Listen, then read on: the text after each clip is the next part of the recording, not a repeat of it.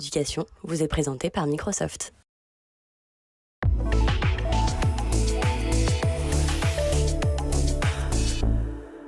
Bonjour à tous et bienvenue dans le Grand JT. Tout de suite, le sommaire.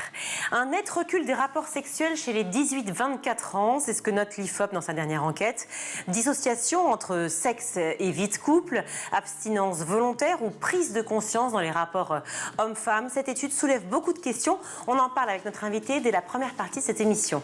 Depuis 2012, ils nous régalent avec leurs faux articles et les unes plus drôles les unes que les autres. Le Gorafi parodie l'actualité et la presse, mais à l'heure où les fake news sont reines, quelle place pour la satire de la presse? On en parle avec le rédacteur en chef, Sébastien Liébus.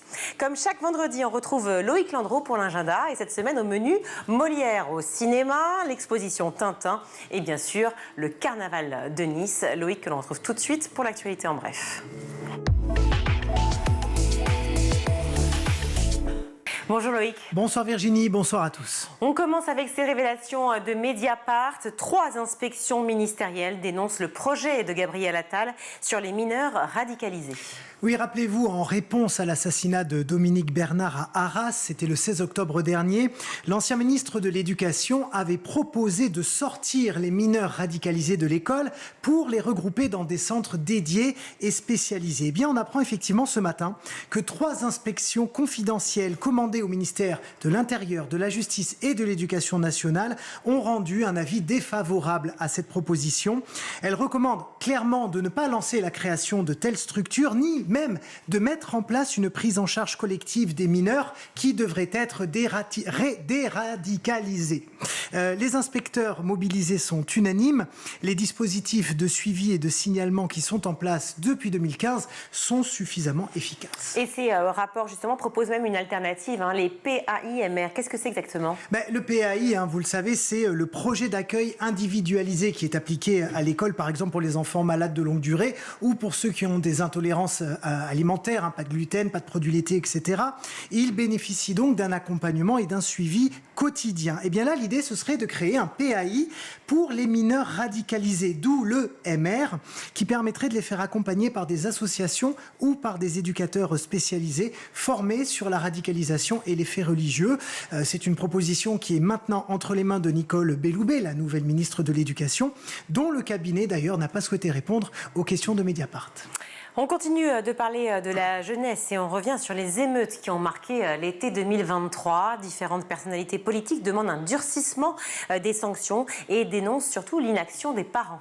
En janvier dernier, au moment de son discours de politique générale, Gabriel Attal avait dit « Tu casses, tu répares, tu salis, tu nettoies, tu défies l'autorité, on t'apprend à la respecter ». Avec en parallèle cette volonté de créer des travaux d'intérêt éducatif. Et bien ce matin, sur Europe 1, Marie-Hélène Toraval a tenu à évoquer la responsabilité des parents dans la délinquance de leurs enfants.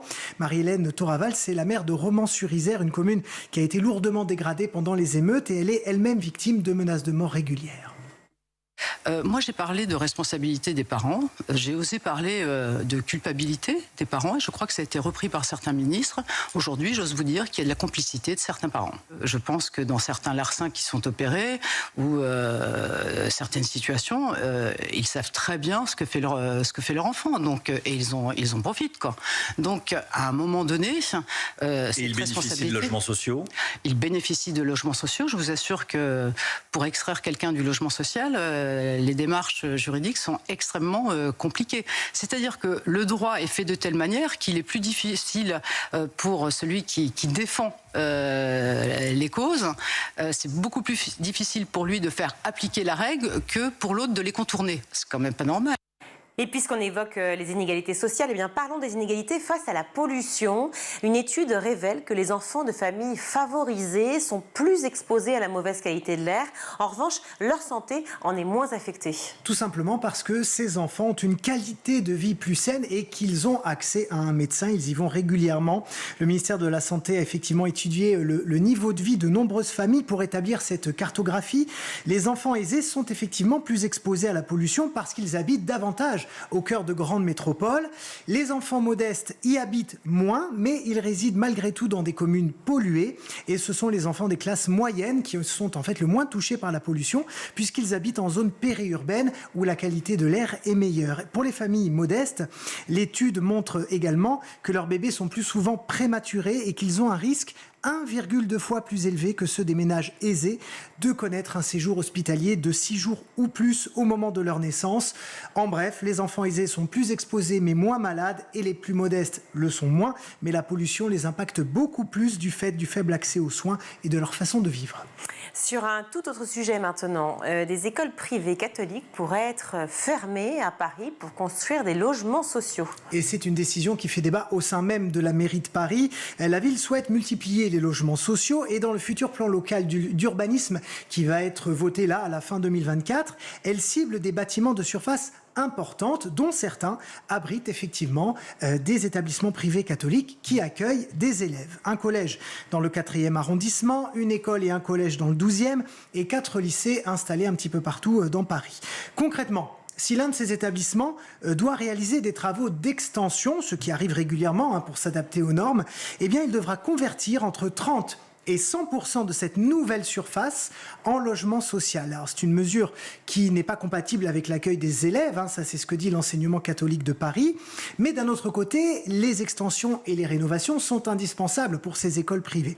Les opposants donc à ce projet espèrent faire annuler ces contraintes en participant à l'enquête publique de la mairie de Paris qui se termine le 29 février prochain. Il faut se dépêcher effectivement, alors merci.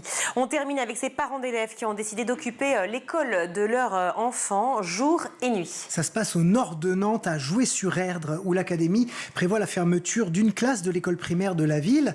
Et comme finalement dans d'autres communes un petit peu partout en France, cette décision est lourde de conséquences pour les enfants bien sûr, mais aussi pour les parents.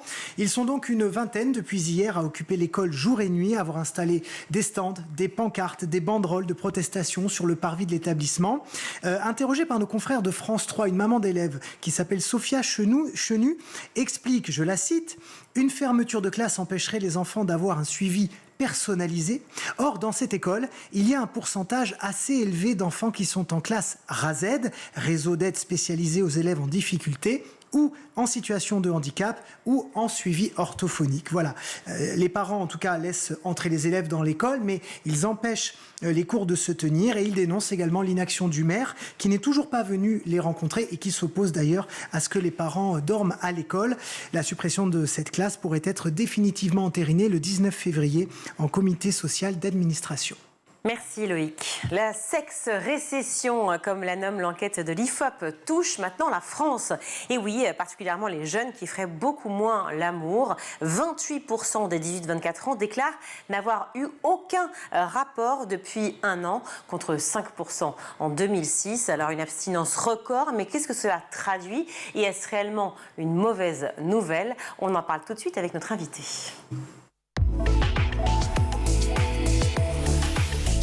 Entre angoisse existentielle, puritanisme, suractivité sur les réseaux sociaux, porno sur Internet, la sexualité des jeunes vacille, ou plutôt en tout cas se vit différemment. Et pour en parler, je suis ravie d'accueillir Janine Mossus-Lavaux sur notre plateau. Bonjour. Bonjour. Merci d'être avec nous. Vous êtes politologue et sociologue, spécialiste de la sexualité en France. Votre dernier livre, Il faut de vous pour faire un monde, un livre sur vos parents, paru chez Complicité.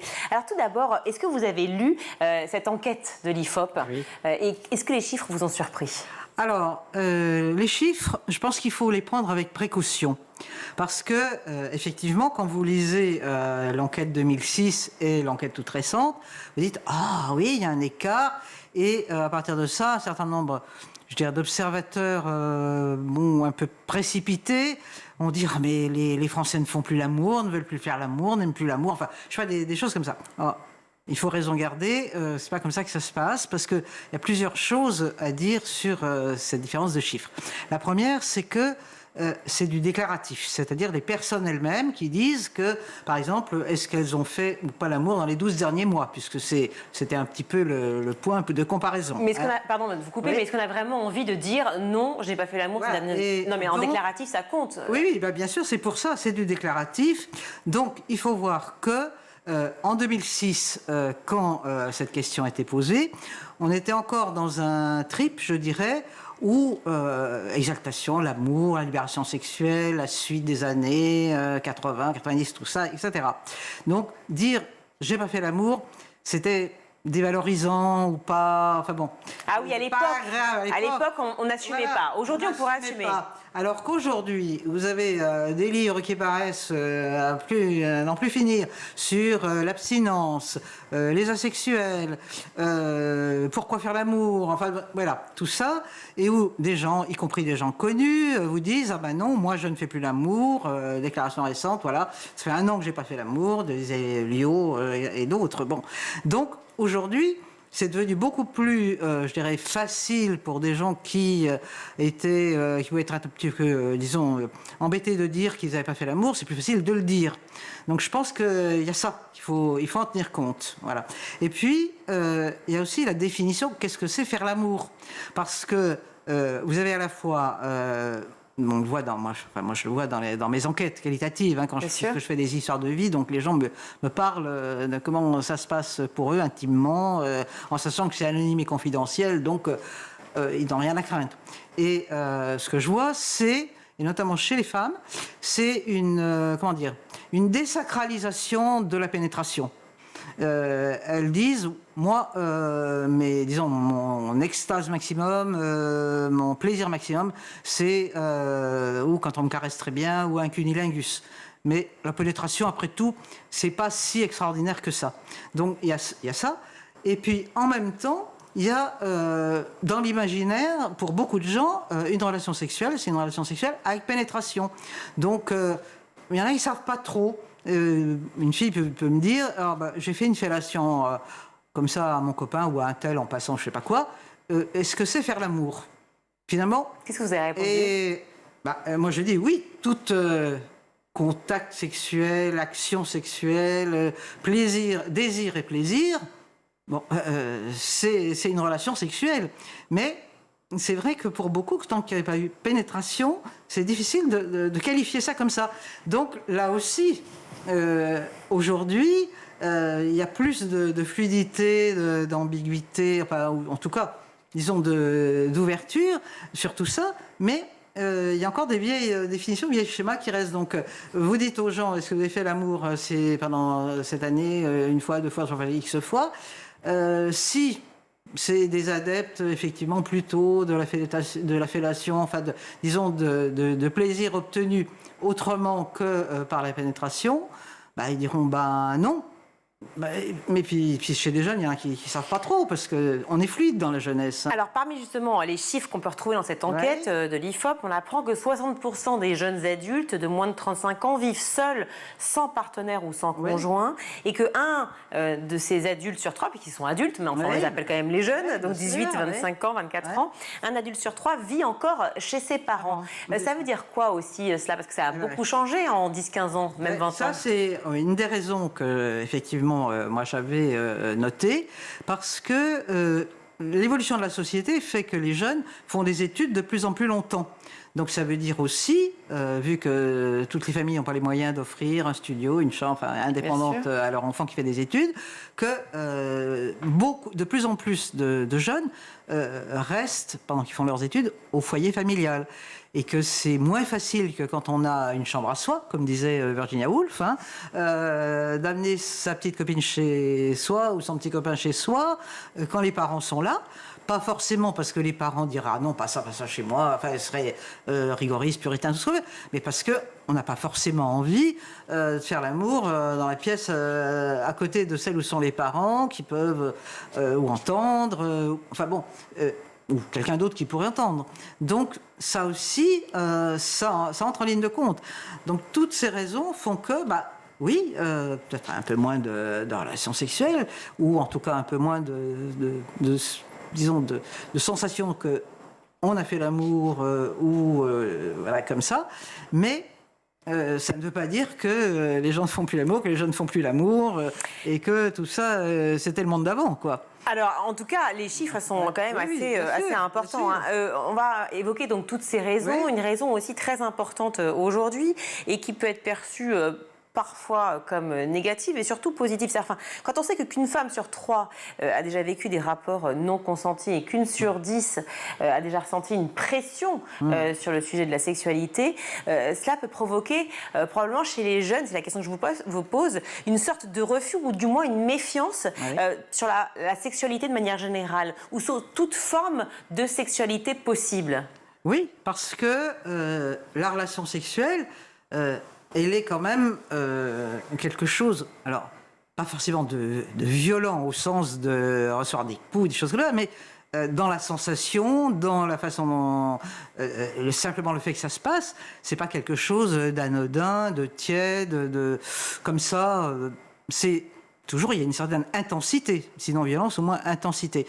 Donc ça, effectivement, il y en a qui ça peut faire peur s'il y a eu des expériences douloureuses avant, ou si on a entendu parler de ma copine a été agressée sexuellement, etc. Il y a une...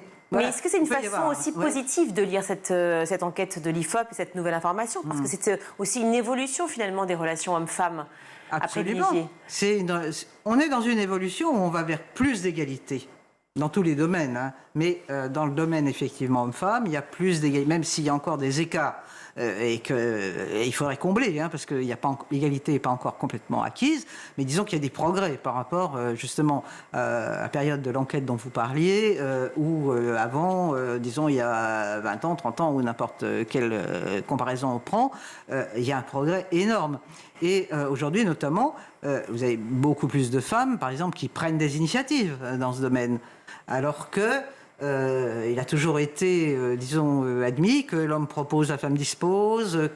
Et moi, j'ai eu des récits d'hommes, par exemple, de jeunes hommes, traumatisés parce que c'est la fille qui avait fait les premiers pas. Et du coup... ça sortait du schéma, disons, qu'on leur avait inculqué, qu'ils avaient eu sous les yeux depuis toujours. De l'instrumentalisation de la femme, de la femme soumise, du fameux droit, en fait. Le droit, non, mais disons qu'en tout cas... Le devoir conjugal. Voilà, ce fameux devoir conjugal, on appelle ça comme ça, finalement, qu'on devait remplir, dont les femmes se départissent de plus en plus. Eh bien oui, les femmes disent, non, il y a quand même cette notion maintenant qui est au centre de tout, qui est le consentement. Donc le consentement, il faut le demander aussi. Je veux dire, il y a le côté demander la permission. Et ça, c'est pas encore entré dans toutes les têtes, mais dans les têtes des femmes, oui. De plus en plus, il faut me demander la permission. Alors, ce sujet est tellement vaste, et tellement intéressant, tellement nourri, mais on a peu de temps, donc j'évoque les différentes raisons, mais qui sont assez intéressantes. Parmi les raisons invoquées, donc, on a l'anxiété, évidemment, l'inflation, toutes les raisons économiques qu'on peut imaginer, le manque de temps aussi qui a été retrouvé. Bon, mais aussi et surtout le Covid et les différentes périodes de confinement qu'on a vécues et qui ont en fait éloigné finalement les individus des uns des autres. Alors, il y a deux choses avec le Covid, c'est-à-dire que ça a éloigné évidemment les gens qui n'étaient pas en couple. Donc ça a supprimé des tas de possibilités de rencontres. Et ça a fait qu'à un moment ou un autre, aussi bien les garçons que les filles ne trouvaient pas de partenaire, même quand ils avaient envie d'en trouver un, parce que... ils ne se voyaient pas. La peur de l'autre, c'est quelque chose qui a existé. Et donc, peur même de toucher l'autre, ça atteignait beaucoup de gens. Donc ça a été très, très, très, très important. Et ce qui est, je trouve aussi, dont il faut tenir compte, c'est que, même dans cette période de Covid, en même temps, les gens qui ont été en couple, qui donc étaient isolés à deux. Alors, il y en a certains, ça les a poussés au divorce parce qu'ils ne sont plus supportés. Mais il y a aussi eu beaucoup plus, je dirais, de relations entre eux parce qu'ils étaient en gros enfermés ensemble qu'avant, quand chacun partait à son boulot ou voir ses amis ou avait sa vie à lui. Alors là, on se concentre sur... Ça joue aussi dans les deux sens. On se concentre évidemment sur la sexualité chez les jeunes. On est sur Soul TV, donc c'est jusqu'à, on va dire, 25-30 ans. Mais c'est vrai que dans ces raisons dont on parle, par rapport au Covid et aux périodes de confinement, où donc chacun était confiné chez soi, eh bien, a priori, il y a eu un boom aussi, une recrudescence de la sexualité digitale, de la sexualité sur les réseaux sociaux. C'était important, ça? c'est important parce que, disons, il y a eu aussi une reconnaissance. Disons que la sexualité par Skype ou autre, c'est quelque chose aussi qui se développe indépendamment de la pandémie, indépendamment de l'évolution de la sexualité en général. Mais c'est quelque chose qui se développe parce que c'est tellement, je dirais, facile de trouver à n'importe quelle heure du jour et de la nuit quelqu'un avec qui, depuis son écran, discuter, faire des choses, y compris se montrer, déshabiller, enfin, faire tout ce qu'on veut, que... chez beaucoup, c'est devenu une pratique très, très, très quotidienne, très facile. Hein. Alors, effectivement, la concurrence des écrans est assez alarmante, parce que chez les moins de 35 ans vivant en couple, selon l'étude IFOP, toujours, la moitié des hommes et 42% des femmes disent avoir refusé un rapport pour se consacrer à une série ou à des jeux vidéo. Oui, moi, c'est un peu ce qui m'a surpris, cette cause-là. Mais... en même temps, quand ils disent se consacrer à des écrans, c'était pas forcément que des jeux vidéo. Ça peut être un lien avec une autre partenaire. Alors là, excusez-moi de vous couper, mais le chiffre, non, c'était vraiment pour se consacrer à une série ou à des jeux vidéo. Oui, parce qu'on n'est même pas encore dans un rapport, si vous voulez, de sexualité ou pornographique. Oui. Là, on parle vraiment exclure tout rapport sexuel pour se consacrer à sa propre série. Oui, mais ça, c'est ce qu'ils disent. C'est ce qu'ils disent. Vous pensez qu'ils mentent? Il y a beaucoup de déclaratifs qui est au sujet à caution sur ces sujets-là. Voilà.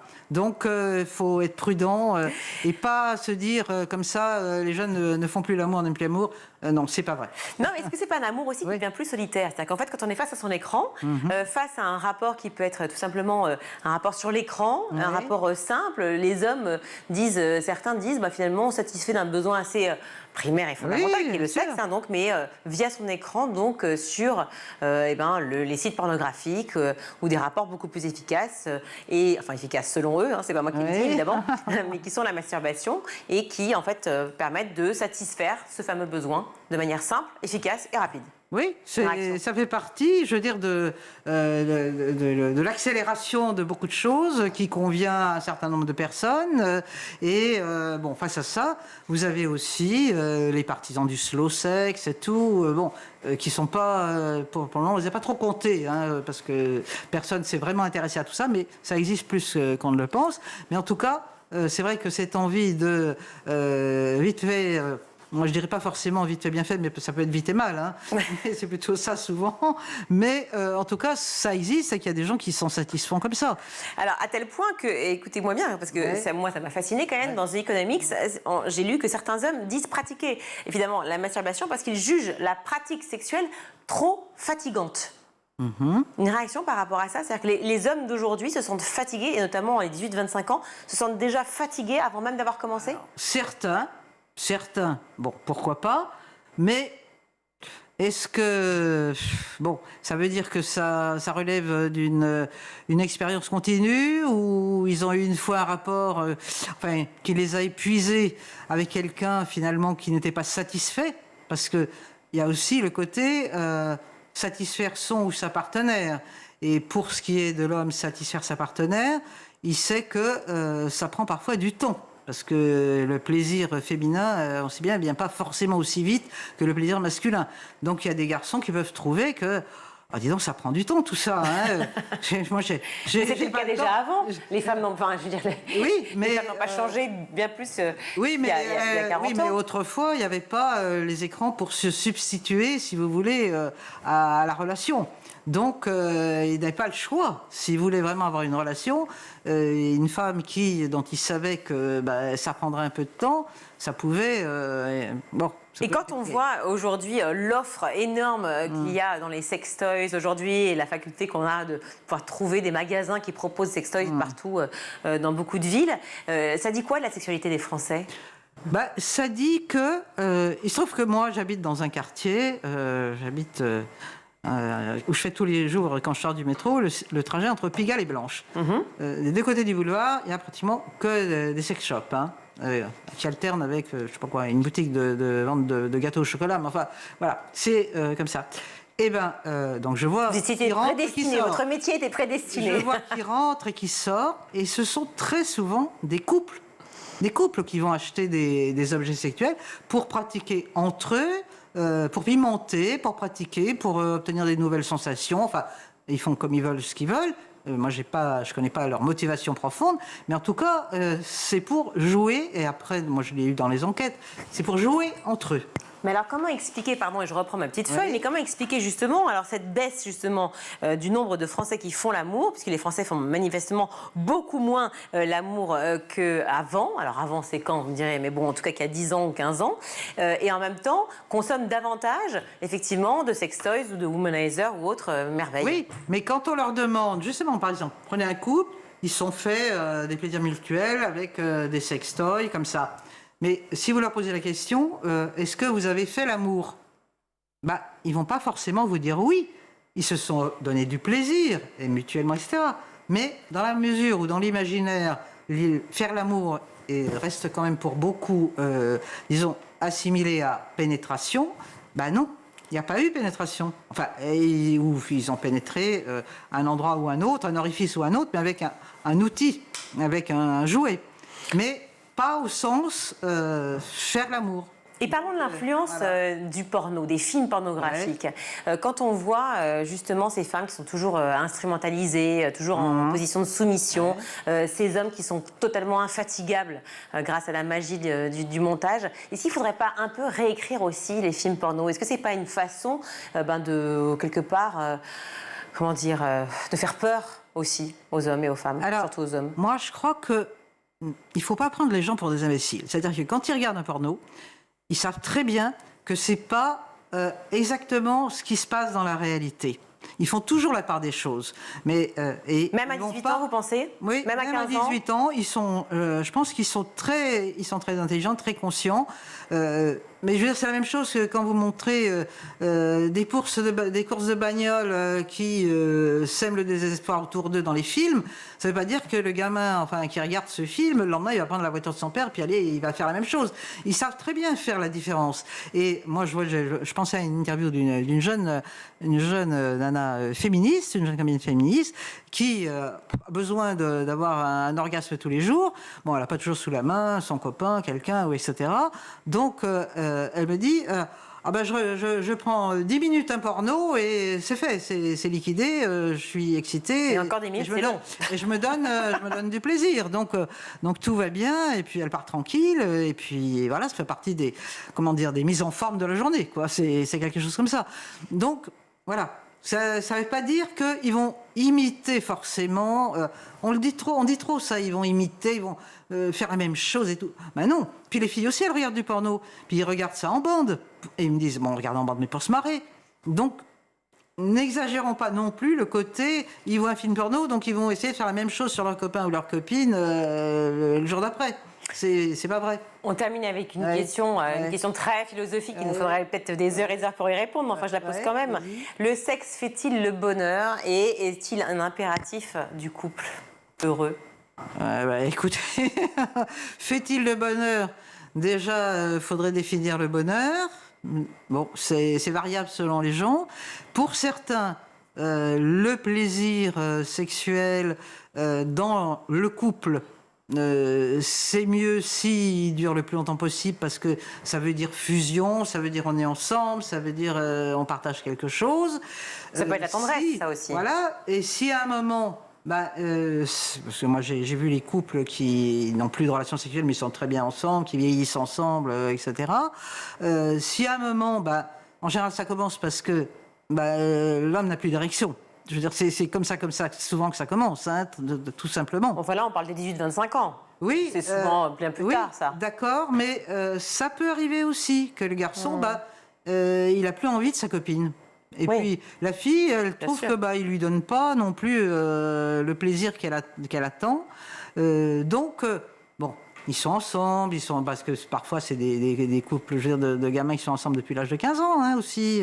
C'est varié la jeunesse, mais ça peut durer et le fait qu'il n'y ait plus de relations sexuelles, c'est parfois chez les jeunes, c'est plus que dans les tranches plus mûres, c'est plus le signe que ça ne va pas durer.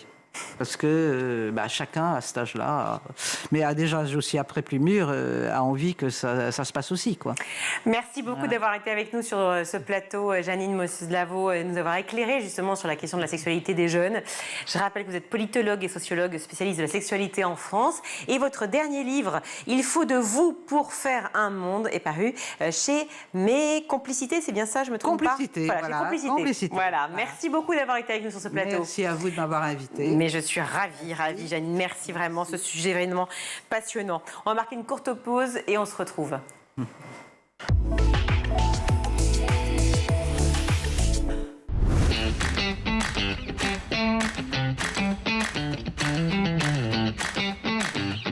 Chaque matin, dès 6h, retrouvez Emmanuel Davidenkoff et son équipe dans La Quotidienne. En compagnie d'un invité fil rouge, il vous donne des clés de compréhension et des pistes d'action en matière d'éducation. L'école, c'est le sanctuaire, mais c'est aussi un sanctuaire qui doit protéger nos enfants. À partir de 9h, Patrice Boisfer prend le relais dans le MAG. Au cœur des territoires, la parole est donnée tous les jours aux élus locaux et régionaux, ainsi qu'à ceux qui font l'école. Initiatives locales, projets éducatifs, l'équipe du MAG met en avant ceux qui cherchent à faire bouger les choses. Et donc nous devons en permanence ajuster, accompagner les jeunes évidemment, mais aussi les familles et faire en sorte qu'ils puissent étudier dans des lieux le plus agréables possible. À 12h30, School TV vous propose de plonger dans l'école du futur. Avec ses invités, Philippine Dolbeau décode et teste les nouvelles technologies mises au service de l'éducation. Comment éduquer nos enfants à l'ère du numérique? Élément de réponse avec une équipe de chroniqueurs à la pointe des tendances tech. Nous, notre point, c'est de dire qu'avec l'expansion du numérique et la prépondérance des écrans, il est normal de donner à la littérature les moyens de se battre à l'heure du numérique. Tous les soirs à 20h30, dans le grand JT de l'éducation, Virginie Guillaume fait le point sur l'actualité du jour. Politiques et acteurs de l'éducation se questionnent sur l'avenir de nos enfants à l'école. Je me suis rendu compte que beaucoup d'enseignants aujourd'hui en France se retrouvent à utiliser leur propre téléphone portable, leur propre ordinateur pour faire des contenus ou pour dialoguer avec leurs élèves. C'est indigne. Chaque semaine, Malika Ménard reçoit une personnalité qui raconte ses souvenirs d'écolier et dévoile sa vision de l'école d'aujourd'hui et de demain.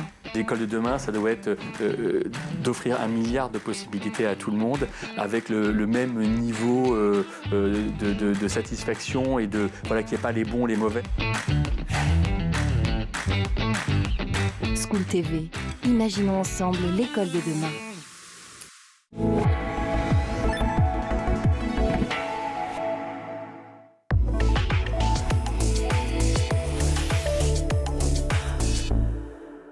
De retour dans le Grand JT, je suis particulièrement ravie d'accueillir Sébastien Libus. Bonjour.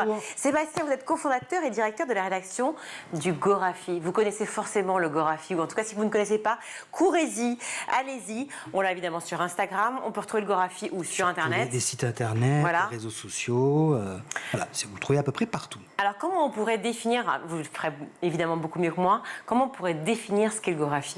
Alors je dirais que c'est un journal idéal, un journal qui représente un monde qui n'existe pas, mais un journal qui existe par lui-même.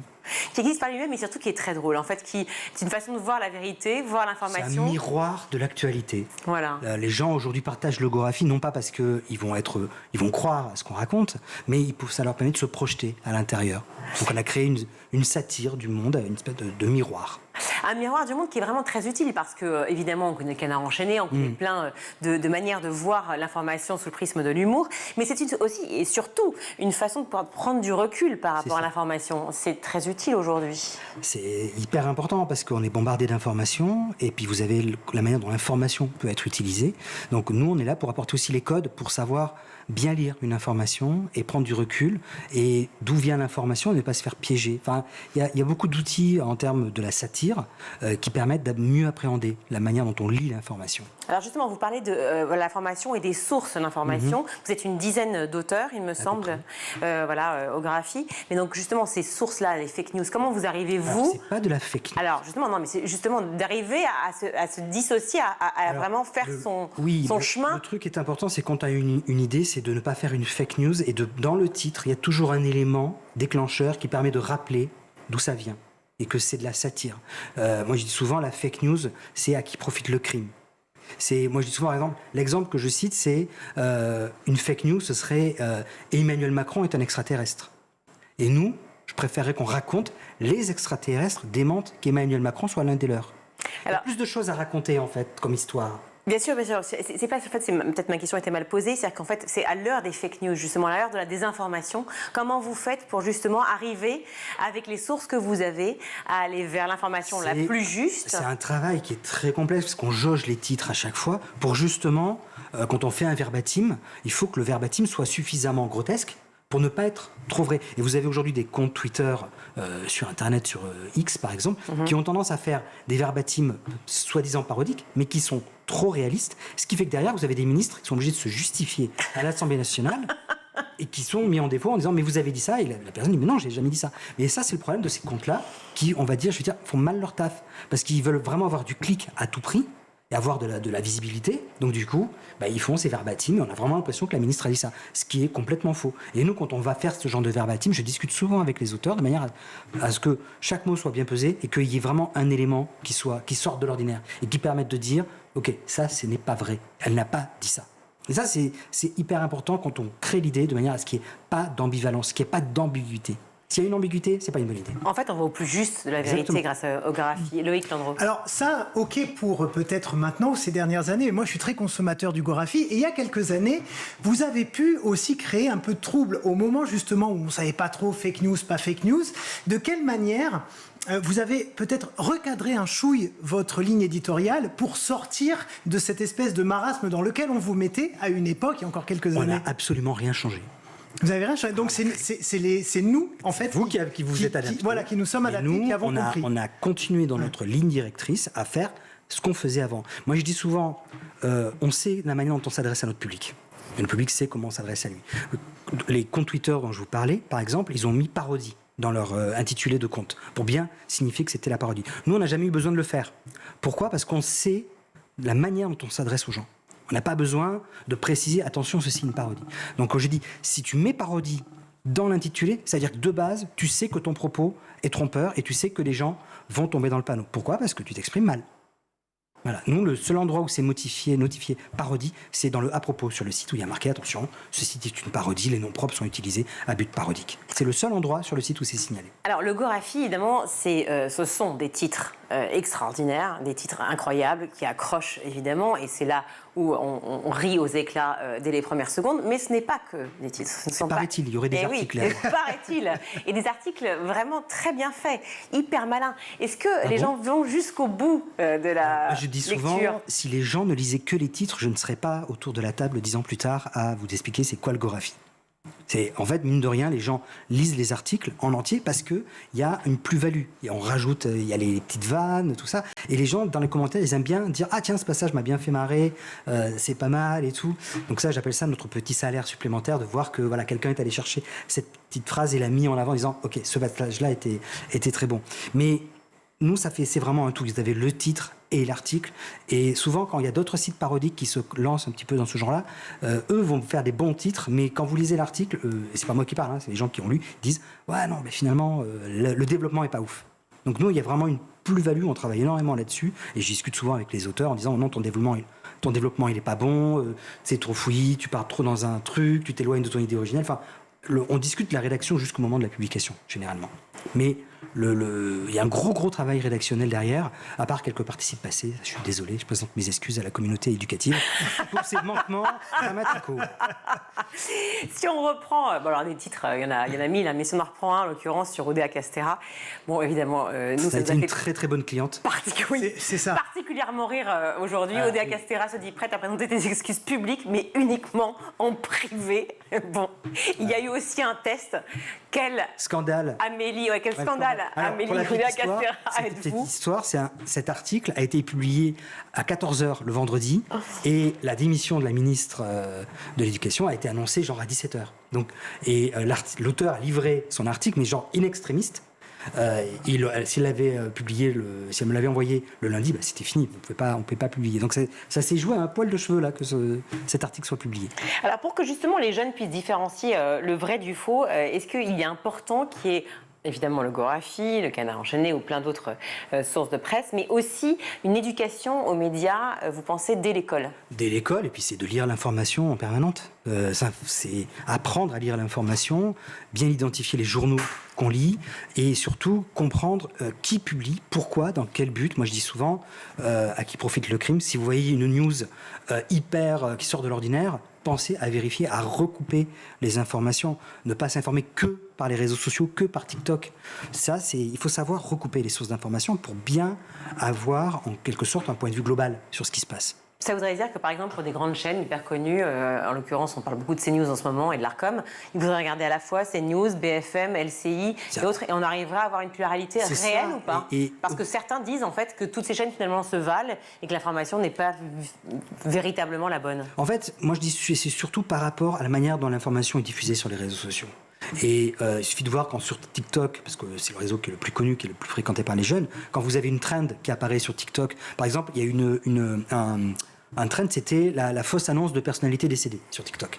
Il y avait des vidéos qui circulaient avec Jean Dujardin est mort, machin, enfin, et chaque jour vous aviez un nouveau décès. Et il y avait beaucoup de gens qui disaient ah mais tiens, Jean Dujardin est mort et tout ça. Et non, allez voir si l'annonce n'est pas, par exemple, sur Le Figaro, sur Libé, sur d'autres sites généralistes, ça veut dire que c'est faux.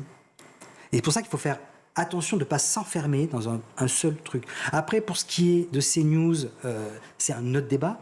Parce que là, on est dans le cadre d'une personnalité qui contrôle plusieurs autres médias, qui, lui, est dans une politique globale de diffuser sa manière de voir. Vous parlez de Bolloré ? Oui, un certain milliardaire breton, pour ne pas le citer. Vincent, si tu nous écoutes, salut. Mais ça fait partie vraiment d'un schéma plus grand. Et ce qui est intéressant, c'est que quand Pascal Praud, Pascal, je te salue, et il nous lit beaucoup, il nous aime beaucoup, dit qu'il n'y a pas de... comment on appelle ça ? D'autres... il critique les autres médias d'être trop à gauche. Et lui, il dirait, oui, mais on n'est pas partial sur C8, c'est faux et tout. Et j'avais vu une vidéo qui montrait des moments où des personnalités de gauche étaient invitées en plateau, mais elles ne pouvaient même pas s'exprimer, en fait.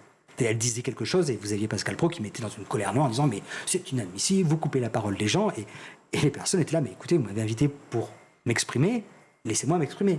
Donc, même si vous êtes invité sur place, la parole, vous êtes traité de manière très, très en défaveur par rapport à d'autres personnalités. Mais en même temps, peut-être la même chose pour toutes les chaînes dans ces cas-là. C'est-à-dire qu'en fait, si l'Arcom doit... En fait, c'est la décision de l'Arcom, je l'ai lu, et c'est un peu à double tranchant. C'est pour ça qu'il faut faire attention sur ce genre de choses. C'est que ça peut être réutilisé derrière par d'autres médias, justement à leur faveur, quoi. Et justement, est-ce qu'il ne serait pas salutaire que ce soit vous, les gens qui font des parodies, qui aillent dans les écoles pour expliquer ce que c'est que le vrai et le faux, plutôt qu'un journaliste de France Inter, de CNews, qui va avoir une défiance de base? J'en ai eu fait, j'en fais encore des interviews, surtout dans le cadre de la semaine sur l'information. Avec je ne sais plus comment ça s'appelait, mais il y avait un organisme qui nous avait fait participer dans plusieurs écoles, des collèges et tout, on donnait des conférences. Parce que vous, en tant que faiseur de parodie, vous avez quelque chose qui n'est pas de l'ordre du journalisme et qui peut expliquer. Mais moi, j'ai besoin du journalisme pour faire mon travail. Et je dis souvent, je moque un peu certains journalistes parce que des fois ils ont des travers dans la manière de faire leurs titres et tout. Et je leur dis, arrêtez de faire des titres comme ça parce que moi je m'inspire de vos titres pour faire les miens. Si vous faites vos titres de travers, moi je peux plus faire mon travail derrière. Et c'est vrai en fait. Sacré travail en tout cas. Bravo Sébastien Lébus, vraiment je vous remercie. Cofondateur et directeur de la rédaction du Gorafi. Le Gorafi que vous retrouverez bien sûr sur Internet et sur Instagram. C'est irrésistible. Le matin, vous réveillez de mauvaise humeur. Regardez le Gorafi. Déjà vous avez l'info. Au moins. Et puis en plus, j'ai un ami qui s'informe du Japon en ne disant que le Gorafi. Ouais, peut-être lui dire de faire autrement quand même, mais pas que ça. Merci beaucoup d'avoir été avec nous en tout cas. C'est à vous pour votre chronique, cher Loïc.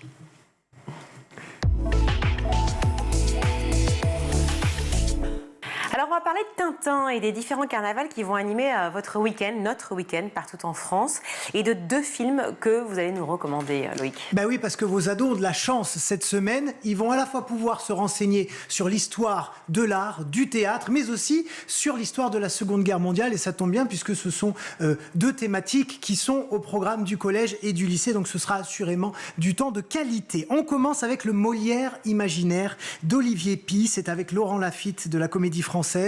Nous sommes le 17 février 1673 et comme tous les soirs ou presque, Molière s'apprête à monter sur scène pour interpréter le malade imaginaire sur les planches du théâtre du Palais Royal. Sauf qu'il est très malade, son aura dans le monde du théâtre et auprès du roi n'est plus ce qu'elle était, et c'est surtout le jour où il va mourir. Bande annonce. Place au théâtre! Nous perdons des sommes considérables avec cette nouvelle pièce. Il faudrait reprendre Nicomède. Je n'ai pas de talent pour la tragédie. Un bouffon reste un bouffon. Un bouffon peut-être, mais je joue pour le roi. On dit que c'est Corneille qui a écrit le Tartuffe. Il n'aurait pas osé le signer. Tu es sûr de pouvoir continuer? Il faut continuer.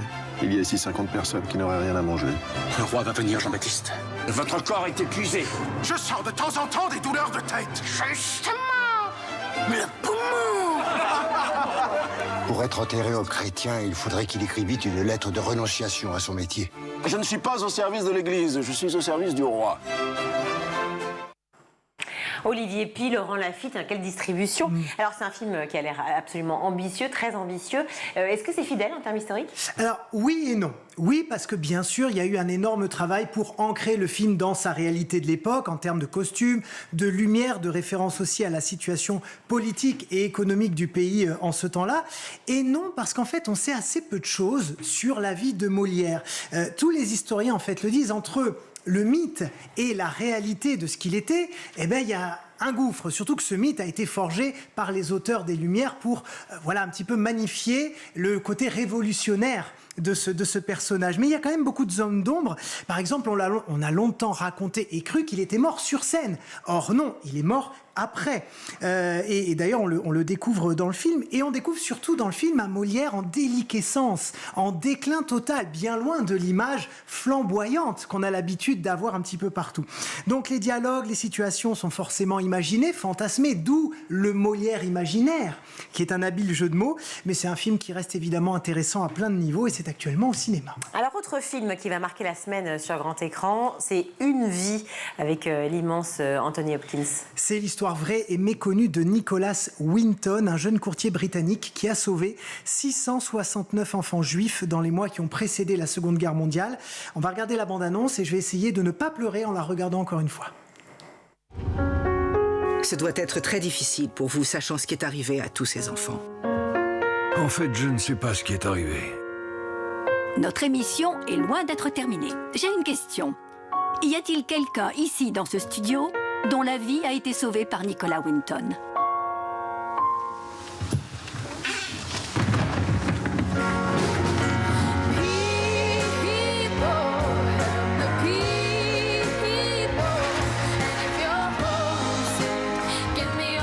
Tu sais bien qu'on ne peut pas tous les sauver.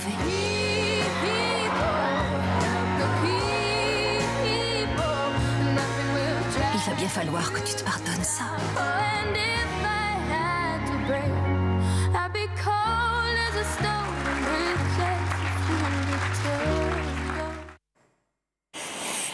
Oui. Pas fastoche. J'avais prévenu.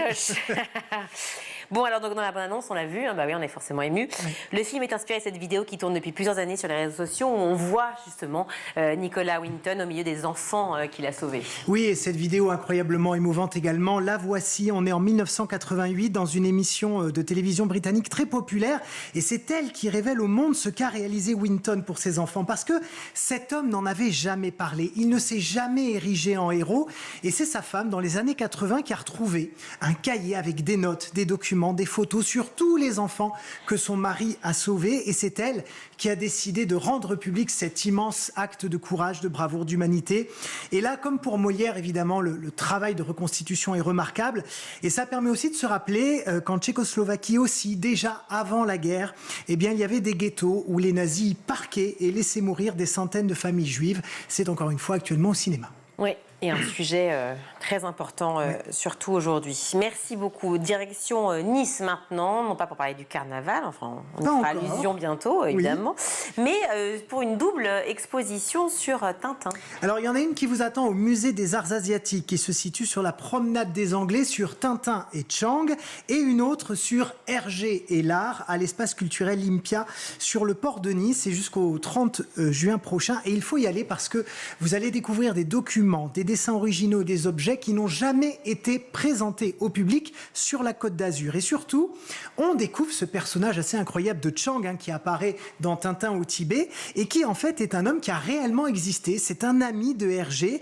Il l'a même aidé dans la création de l'album Le Lotus Bleu avant donc de devenir un personnage. Donc voilà, vous allez plonger dans l'histoire d'Hergé, son enfance, ses inspirations, son évolution. Et c'est une bonne façon de transmettre aussi cet amour de la BD à ses enfants ou petits-enfants. Et alors Nice, bah oui, on parle souvent de Nice avec Loïc, vous le savez, Nice, où à partir je le place dès que je peux. Eh oui, bien sûr, mais on comprend, tout à fait. Vous pourrez également profiter donc justement du fameux carnaval qui se tient jusqu'au 3 mars dans toutes les rues de la ville. Et il y a d'ailleurs des carnavals un peu partout en France ce week-end. Dites-nous tout. Tous les enfants, de toute façon, adorent se déguiser, jouer, entendre de la musique, danser. Donc c'est un moment magnifique à passer en famille. Il y a aussi beaucoup de villes, en fait, au-delà de Nice, où c'est vraiment une institution. Nice, bien sûr, mais il y a aussi Malo-les-Bains, Granville, Mulhouse, Malmort, ça c'est près de Brive. Si vous nous regardez depuis les Antilles, les carnavals ont déjà commencé à Pointe-à-Pitre ou à Fort-de-France et ils vont se poursuivre là tout au long de la semaine. Donc ce week-end, il y a plein de villes où ça va être très festif, comme chaque année, des chars, des batailles de fleurs, des confettis, les petites bombes serpentins qu'on se met dans les yeux ou sur les vêtements et qu'on n'arrive pas à faire partir parce que malheureusement ça ne part pas très bien. Il y a de quoi s'amuser pour les petits, pour les grands, tout est permis. Pendant le carnaval, c'est bien connu. Aujourd'hui, je fais ce qui me plaît. Devinez qui je suis. La compagnie créole. Voilà, j'ai rien à ajouter de plus. J'ai à la fois pleuré et ri dans cette chronique en moins de 4 minutes 30, donc c'est un record. C'est la promesse de la personne. Merci, cher Loïc. Malika Ménard, dans Souvenir des colliers tout de suite. Cette semaine, son invitée est la Miss France F. Gilles.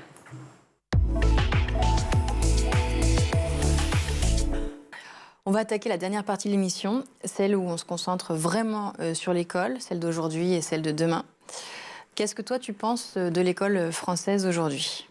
Moi, je pense qu'il y a encore beaucoup de travail à faire parce que moi, j'ai fait des Erasmus à l'étranger, une semaine en Finlande et un mois en Roumanie. Et je me suis rendu compte qu'en fait, on a énormément de lacunes. T'as pu comparer En faisant la comparaison entre les différents systèmes, c'est vrai que, par exemple, en Roumanie, ils ont l'école soit le matin, soit l'après-midi. Donc, ça leur permet de faire de la musique, du sport, prendre des cours particuliers. Et pour autant, même s'ils n'ont cours que le matin ou que l'après-midi, ils sont extrêmement forts. Les plus jeunes que moi avaient un niveau au-dessus du mien. Et donc, à ce moment-là, je me suis dit, OK, peut-être qu'il y a une brèche dans le système et peut-être qu'on n'est pas à notre max. Qu'est-ce qu'il faudrait changer alors ou améliorer ? Franchement, je ne saurais même pas l'expliquer, mais je pense qu'on devrait commencer par peut-être voir ce qui fonctionne ailleurs et le tester chez nous. Et par rapport à la Finlande ? À la Finlande, c'était le même fonctionnement. C'était l'école... l'école le matin, il me semble, ou l'après-midi. Et il y avait énormément d'accompagnement. Déjà, c'était des toutes petites classes. Parce qu'ils sont pas comme toi, tu as eu la chance finalement de grandir à l'école primaire dans des petites classes. C'est ça, c'est comme dans mon école primaire. Et en fait, c'était des petites classes. Donc les élèves sont beaucoup plus... entre guillemets protégés, ils sont plus accompagnés. En plus, il y a énormément de choses pour eux. Par exemple, c'est tout bête, mais sur leur siège, ils ont des coussins qu'ils peuvent mettre dans leur dos, sous leurs fesses ou au niveau des jambes pour améliorer la position. Donc, le confort fait qu'ils se sentent également très, très bien. Et puis, ils peuvent faire plein d'activités qui leur plaisent. Et donc, ça leur permet de s'épanouir. Parce que moi, je sais que je me suis toujours épanouie dans l'école aussi grâce au sport, parce que ça me permettait d'aérer l'esprit. Et eux... Tu avais beaucoup d'options quand même. Oui, mais malgré toutes mes options, je faisais du sport quasiment tous les soirs. L'école, dans quelques années, celle du futur, tu la vois comment ? Moi, j'espère qu'elle sera plus comme ce qu'on peut voir ailleurs et que les élèves pourront, au lieu de faire des 8h, 18h assis sur alléger les journées. C'est ça. Je sais pas comment les autres font pour avoir moins d'heures, mais apprendre autant de choses que nous. Mais je pense que si on veut que les élèves français se sentent bien, il faudrait peut-être... privilégier leur épanouissement. C'est ça. Dans les principaux thèmes d'actualité dans le milieu de l'éducation, il y a le harcèlement, oui. Il y a le cyberharcèlement. Et toi, dans les jours qui ont suivi ton élection, tu en as été victime sur les réseaux sociaux. Tu as eu beaucoup de critiques sur ton physique, ta coupe des cheveux. Comment tu l'as vécu? Je ne sais pas si tu avais le temps en vrai de voir tout ça. Sur le moment, j'ai pas du tout vu tout ça parce que j'étais vraiment dans une bulle. Ensuite, quand j'ai eu les 2 semaines de vacances chez mes parents, c'est le moment où j'ai plus le recul là-dessus, où je vois un peu ce qui se passe tout autour. Mais j'étais bien accompagnée par mes parents, j'étais bien accompagnée par mon ancien comité, le comité Miss Pas-de-Calais. Je suis bien accompagnée par la société Miss France. Donc d'un côté, j'avais cet accompagnement qui faisait que je me sentais très bien, mais en même temps, je voyais tout ce qui se passait. Donc c'est vrai que ça m'a fait un peu de mal à ce moment-là. Mais quand j'ai repris en début janvier, ça m'a fait beaucoup de bien parce que justement, je me suis rééloignée de tous ces commentaires, rééloignée de toutes ces critiques. Après, j'ai aussi beaucoup de positifs. J'ai beaucoup de personnes qui m'apportent du soutien. Donc ça aussi, ça m'a fait énormément de bien. Puis là, j'ai l'impression que c'est quelque chose qui s'est apaisé. Ça s'est un peu apaisé, oui. Et t'es extrêmement populaire.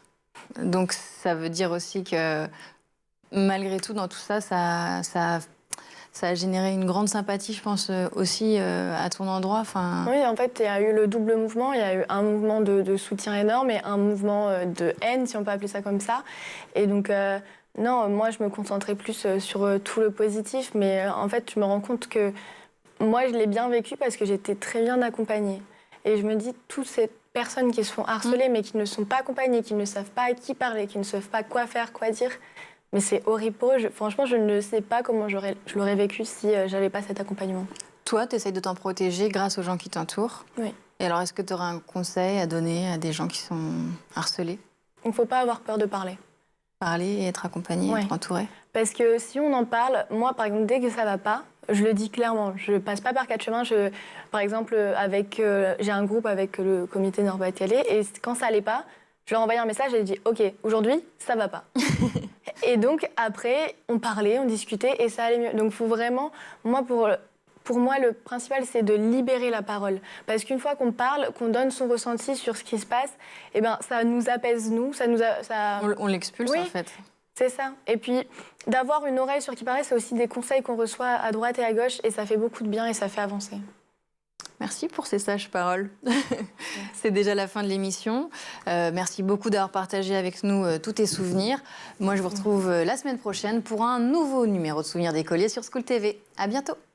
C'est la fin de cette édition. Merci à vous tous de nous avoir suivis. Merci beaucoup Loïc pour avec grand plaisir. À la fois cet agenda du week-end très nourri et aussi évidemment pour le JT. Merci aussi à toute l'équipe qui a réalisé cette émission. Aux manettes, donc réalisation, c'est Xavier Sanchez, le son Thibaut Goury-Lafont, le maquillage Laure Audemont, Laura Girard et Emma Ferré à la rédaction. Et puis merci aussi à toute l'équipe qui est un peu plus derrière et qui fait un travail extraordinaire. Merci à toute l'équipe de School TV. Bonne soirée. Ciao.